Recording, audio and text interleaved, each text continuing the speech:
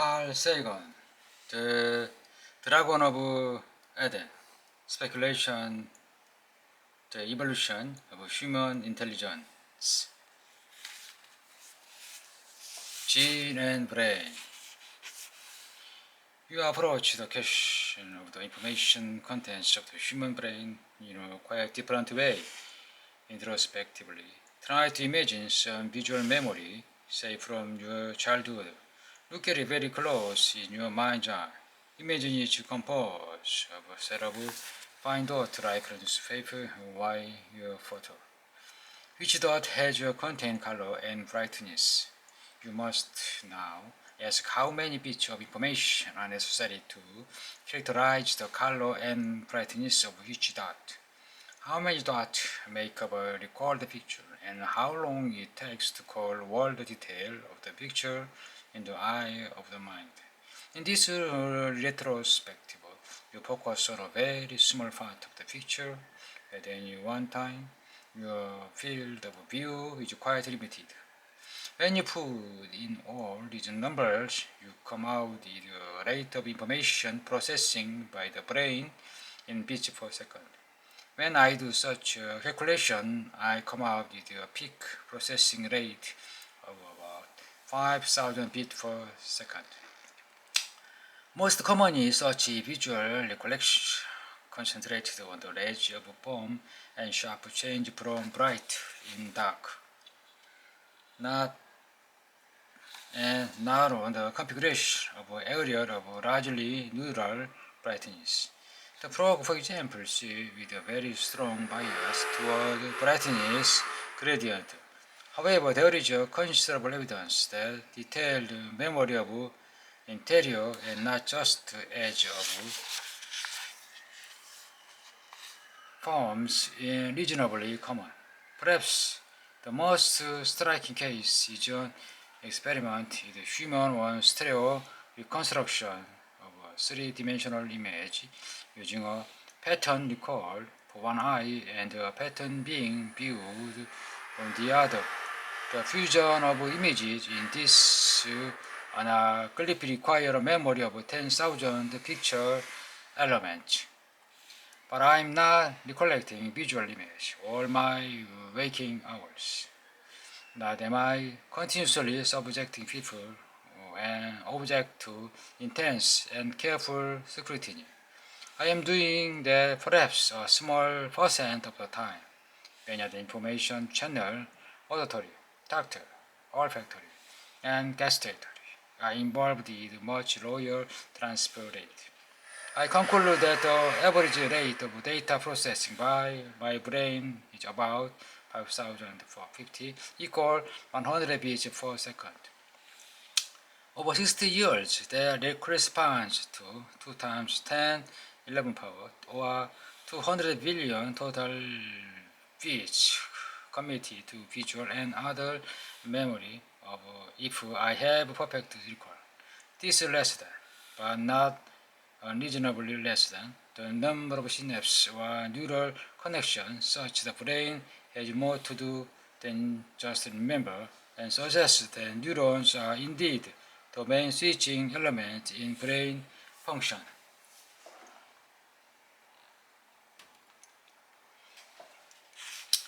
A remarkable series of experiments on brain change during learning has been performed by the American psychologist Mark Rosenzweig and his colleagues at the University of California at Berkeley.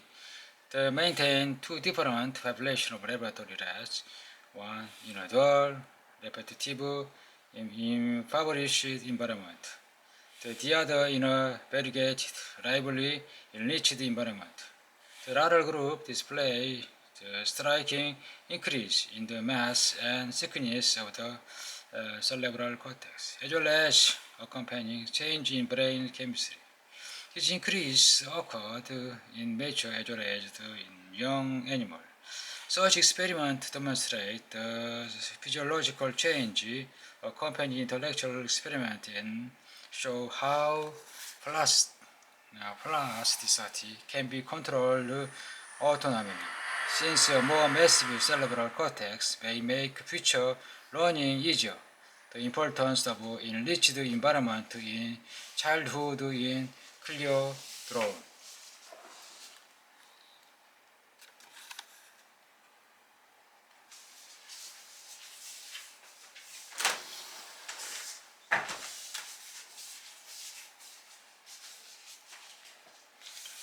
This would mean the new learning corresponds to the generation of new synapses or the activation of moribund old ones, and some preliminary evidence consistent with this view has been obtained by the American neuroanatomist William Greenough of the University of Illinois and his co-worker. They have found that after several weeks of learning new tasks in laboratory context, let's develop the kind of new neural branch in their cortex that form synapses. Other labs handled similarly but give no comparable education, exhibit no such neuroanatomical novelties. The construction of new synapses required the synthesis of protein and RNA molecules. There is a great deal of evidence showing that these molecules are produced in the brain during learning, and some scientists have suggested that the learning is contained with brain protein and RNA. But it seems more likely that the new information is contained in the neurons, which are in turn constructs of protein and RNA. How densely packed is the information stored in the brain? The typical information density during the operation of a modern computer is about 1 million bits per cubic centimeter. This is the total information content of the computer divided by its volume. The human brain contains, as we have said, about 10^13 bits in a little more than 10 cubic centimeters for information contents of 10^13 and 10 cubic equal 10 power, about 10 billion bits per cubic centimeter. The brain is therefore 10,000 times more densely packed with information than a range computer. Although the computer is much larger, put another way, the modern computer able to process information in a human brain would have to be about 10,000 times larger in volume than the human brain. On the other hand, modern electronic computers are capable of processing information at a rate of 10^16 to 10^17 bits per second, compared to a peak rate 10 billion times slower in the brain. The brain must be extraordinarily cleverly packed and wired with such a small total information content and so lower processing rate to be able to do so many significant tasks so much better than the best computer.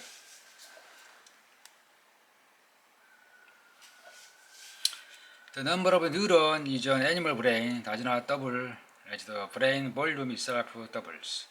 It increases more slowly. The human brain is a volume of about 1,375 cubic centimeters contains, as we have said, apart from the cerebrum, about 10 billion neurons and some 10 billion bits, 10 trillion bits. In a laboratory at the National Institute of Mental Health near Bethesda, Maryland, I recently held in my hand a rabbit brain. It had a volume of perhaps 30 cubic centimeters, the size of an average radish, corresponding to a small 100 billion neurons and some 100 billion bits, which controlled, among other things, the munching of lettuce and twitching of a nose and sexual dalliance of a crown of rabbits. Since animal taxa such as mammal, reptile, or amphibians contain members with very different brain size, we cannot give a reliable estimate of the number of neurons in the brain of a typical representative of each taxon. But we can estimate the average values which I have done in the chart of page 26, chart 20 of 6. Number of bit information. total of origin, brain information, genetic information, DNA nucleotide pairs per haploid cell, human extrasomatic cultural informations.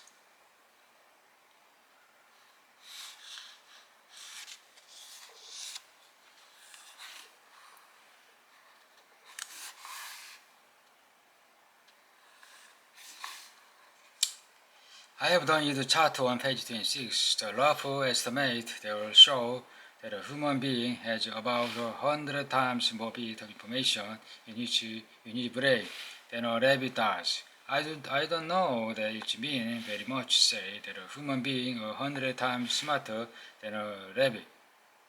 But I'm not certain that it's ridiculous contention.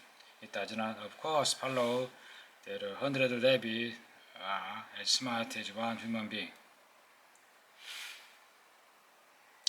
You are now in a position to compare the gradual increase through evolutionary time of both amount of information contained in the genetic material and the amount of information contained in the brain of organisms. The two curves across page 26 at a time corresponding to a few hundred million years ago. The information content corresponding to a 4 billion bits. Somewhere in the steaming jungle of the Carboniferous period, there emerged an organism that for the first time in the history of the world had more information in its brain than in its gene.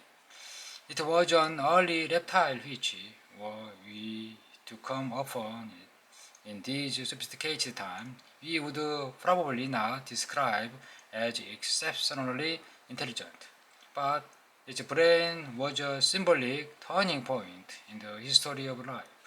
The two subsequent bursts of brain evolution accompanying the emergence of mammals and advanced man-like primates were still more important advances in the evolution of intelligence. Much of the history of life since the Carboniferous period can be described as the gradual and certainly incomplete dominance of brain over genes.